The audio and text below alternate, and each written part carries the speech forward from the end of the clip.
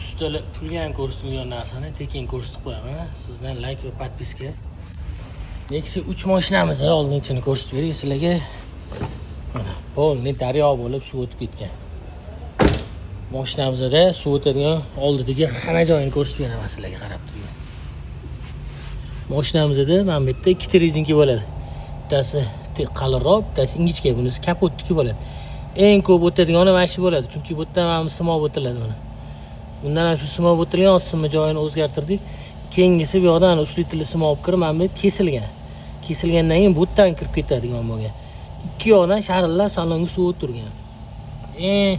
Ko'p uchraydigan 3-joyimiz bo'ladi. Mana bunda mana stik bor.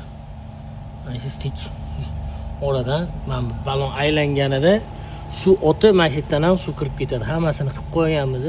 Shu 3 ta joyi to'g'rilab germetikga qilib olsanglar, xudo xolisa saloningizga suv kirmaydi.